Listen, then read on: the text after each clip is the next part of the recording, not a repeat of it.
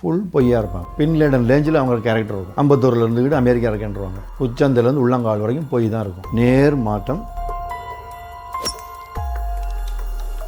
பேர் வந்துட்டு எதிர்பாராத விதமா ஜெயிலுக்கு போகக்கூடிய சூழ்நிலை ஏற்படுது. ஒரு சிலர் தப்பு பண்ணிட்டே ஜெயிலுக்குலாம் போறாங்க. ஸோ அந்த மாதிரிலாம் எந்த ராசிக்காரர்களுக்கு அதெல்லாம் நடக்கும்? இது பார்த்தீங்கன்னா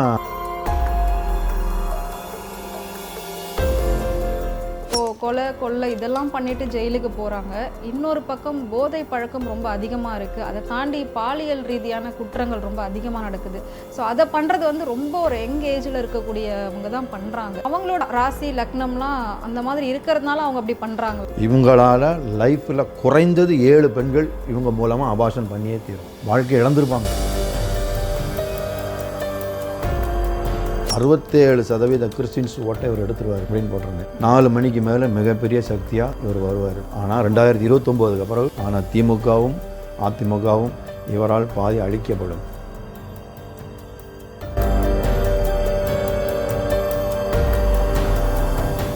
இறைமை நேயர்களுக்கு வணக்கம். இன்னைக்கு நம்ம கூட நிகழ்ச்சியில யார் இருக்காங்க பாத்தீங்கன்னா, பிரபல ஜோதிடர் குமரி திரு சாந்தகுமார் ஐயா இருக்காங்க. இவங்க இந்தியாவை தாண்டி வெளிநாடுகள், அதாவது சிங்கப்பூர், மலேசியா, ஹாங்காங், ஸ்ரீலங்கா அப்படின்னு சொல்லி பல நாடுகளுக்கும் பார்த்தீங்கன்னா இந்த ஜாதகம், ஜோசியம் இது எல்லாத்தையும் சரியா கணிச்சு சொல்லிக்கிட்டு இருக்காங்க. அதை தொடர்ந்து நம்மளோட சேனல்லையும் தொடர்ந்து தன்னோட கருத்துக்களை அவங்க சொல்லிட்டு இருக்காங்க. ஸோ அந்த வகையில இப்போ லக்னங்கள்ல என்னென்ன மாறுதல்கள் மனிதர்களுக்குள்ள நடக்குது அப்படின்றதையும் நம்ம கிட்ட வந்து சொல்ல போறாங்க. ஸோ எல்லா விஷயத்தையும் சார் கிட்ட வந்து கேட்டு தெரிஞ்சுக்கலாம். வாங்க நிகழ்ச்சிக்குள்ள போகலாம். வணக்கம் சார். வணக்கம். எப்படி இருக்கீங்க? ஓகே. தொடர்ந்து வந்து ராசிகளில் என்னென்ன நடக்குது அப்படின்றத வந்து நீங்கள் நிறைய சொல்லிகிட்டே இருக்கீங்க. நானும் வந்து அதை பார்த்துருக்கேன். நம்மக்கிட்ட வந்து என்ன நடக்குமோ அது மட்டும்தான் வந்து நீங்கள் சொல்கிற மாதிரியான விஷயங்கள் தான் நிறைய நாங்கள் பார்த்துருக்கோம். அந்த வகையில் பொதுவாக 12 ராசிகள் 27 நட்சத்திரங்கள் அப்படின்னு சொல்கிறாங்க. பட் எல்லாருக்குள்ளேயும் எல்லா குணாதிசயங்களும் இருக்குது. குறிப்பாக எந்தெந்த ராசிக்காரர்களுக்குள்ள வந்து நல்ல குணங்கள் இருக்கும், எந்த ராசிக்காரர்களுக்கு வந்து கெட்ட குணங்கள் இருக்கும் சார்? அதாவது பார்த்தீங்கன்னா ஃபர்ஸ்ட் மிதுன ராசி புனர்பூச நட்சத்திரம், மிதுன லக்கணம். இவங்கள வந்து கடவுளுக்கு நிகரன்னு நான் சொல்லிடுவேன். கடவுளுக்கு நிகர். ஆமாம். மிதுன ராசி புனர்பூச நட்சத்திரம், மிதுன லக்கணம். மனசு எரிஞ்சு உங்களை கை தூண்டி கூட பேச மாட்டாங்க, அமைதியாக இருப்பாங்க. மிதுன லக்கணம். ஃபார் எக்ஸாம்பிள் எஸ்பிபி சார், அவரோட ஆக்டிவிட்டி பார்த்துருப்பீங்க. மெதுவாக தான் பேசுவார். அவரோட செயல்பாடுகள் வருமா? எல்லாருமே அப்படிதான் இருப்பாங்க. இல்லை, அப்படி கிடையாது. அந்த நட்சத்திரத்தில் இந்த லக்னத்தில் பிறந்திருந்தான்னா இந்த ஆக்டிவிட்டி இருக்கும். இதே இது மிதுன ராசி புனர்பூச நட்சத்திரம், கடக லக்கணம் எடுத்துக்கிடும். ஃபுல் பொய்யா இருப்பாங்க. பின்லேடன் ரேஞ்சில் அவங்க கேரக்டர் இருக்கும். புரிஞ்சுதா? அம்பத்தூரில் இருந்துக்கிட்டு அமெரிக்கா இருக்கேன்ருவாங்க. உச்சந்திலேருந்து உள்ளங்கால் வரைக்கும் பொய் தான் இருக்கும். நேர் மாற்றம். இந்த மிதுன லக்னத்தில் பிறந்த புனர்பூசத்தை அப்படி கேரக்டரே இருக்காது. Okay sir. ஒருத்தவங்களை கஷ்டப்படுத்தி பார்க்குறதுல ஒரு தனி ஆர்வம் இருக்கும். கடகத்தில் உள்ள புனர்பூசம். ஒருத்தவங்களை கை தூண்டி கூட பேச மாட்டாங்க. மிதுனத்தில் உள்ள புனர்பூசம். இறைவன் அடுத்தடுத்த நட்சத்திரத்தையும் கேரக்டர் எப்படி உருவாக்கியிருக்கான் பாருங்க. அந்த 12 லக்கணத்திலேயே ரொம்ப நேர்மையான லக்கணம்னா மிதுன லக்கணம். எல்லாமே அமைதியாக தான் செய்வாங்க. அங்கே காரில் வந்துருக்காங்க, இங்கே ஒரு நாய் கிராஸ் பண்ணுறோன்னா அங்கேயே பிரேக்கை போட்டுருவாங்க. அது போன பிறகு தான் கிராஸ் பண்ணி வருவாங்க. இதே இதில் அடுத்த கடக லக்கணமாக இருக்க மட்டுமே அங்கே நாய் நிற்கணும், நாய் போய் இடிச்சிட்டு இங்கே வருவாங்க. இப்போ நம்மளோட முதலமைச்சர் விஜய் கூட ரொம்ப ஒரு அமைதியான டைப்பாக இருக்காரு. ஸோ அப்படி இருக்கும்போது அவர் வந்து மிதுனம்ல இருப்பாரா? இல்லை இல்லை, அவர் கடகராசி. கடகராசி பூச நட்சத்திரம், கன்னி லக்கணம். ஸோ அவர் முதலமைச்சராக வருவார் அப்படின்னு சொல்லி நீங்கள் கணிச்சிருக்கீங்களா? இல்லை இல்லை, நான் வந்து கலைஞர் ட்ரிப்பு நான் சொல்லும்போது 1 மாதத்துக்கு முன்னாடி அவர் தனியாக நின்னா கஷ்டம்னு சொல்லியிருந்தேன். ஆனால் கடைசி ஒரு 4 நாளைக்கு முன்னாடி இந்த கூட்டம் கிரௌடெல்லாம் பார்க்கும்போது சில ஆதாரங்களை நான் இது பண்ணேன். ஆதாரங்களை பார்க்கும்போது சில ஆதாரங்கள் எனக்கு கிடைச்சி, அதை வச்சு பார்க்கும்போது 2ஆம் தேதி நான் ஒரு ஃபேஸ்புக்கில் வந்து போடுறேன், மிகப்பெரிய சக்தியாக இவர் வந்துடுவார். ஆனால் முதலமைச்சர்னு நான் சொல்லலை. ஆனால் நான் கெஸ் பண்ணது 2030க்கு அப்புறம் மிகப்பெரிய சக்தியாக வருவார்னு சொல்லியிருந்தேன். ஆனால் 2ஆம் தேதி நான் கரெக்டாக 67% கிறிஸ்டின்ஸ் ஓட்டை இவர் எடுத்துருவார் அப்படின்னு போட்டிருந்தேன். 4 மணிக்கு மேலே மிகப்பெரிய சக்தியாக இவர் வருவார். முதலமைச்சருங்கிறது நான் சொல்லலை. ஆனால் 2029க்கு அப்புறம் மிகப்பெரிய சக்தியாக அவர் வருவார்.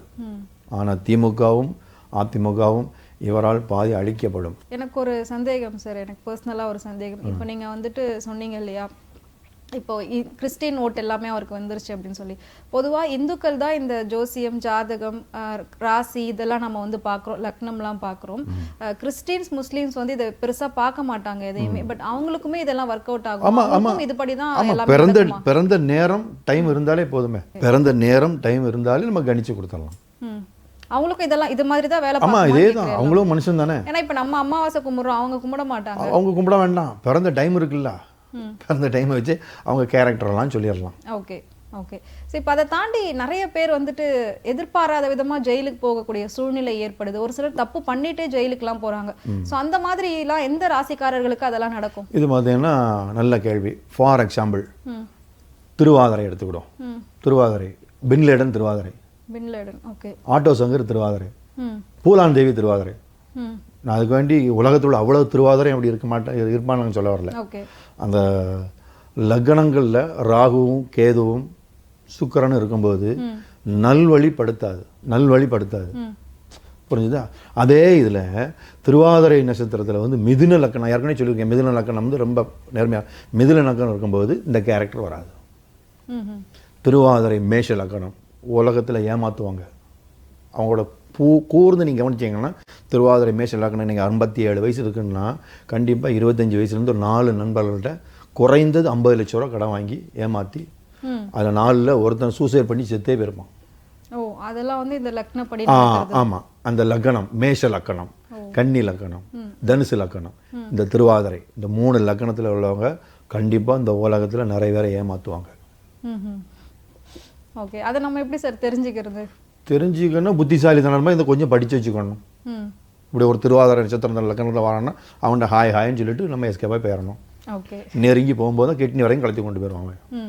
நம்ம சட்னி வச்சு சாப்பிட வேண்டியதான். ஸோ அதே மாதிரி இப்போ கொலை இதெல்லாம் பண்ணிட்டு ஜெயிலுக்கு போறாங்க. இன்னொரு பக்கம் போதை பழக்கம் ரொம்ப அதிகமா இருக்கு. அதை தாண்டி பாலியல் ரீதியான குற்றங்கள் ரொம்ப அதிகமா நடக்குது.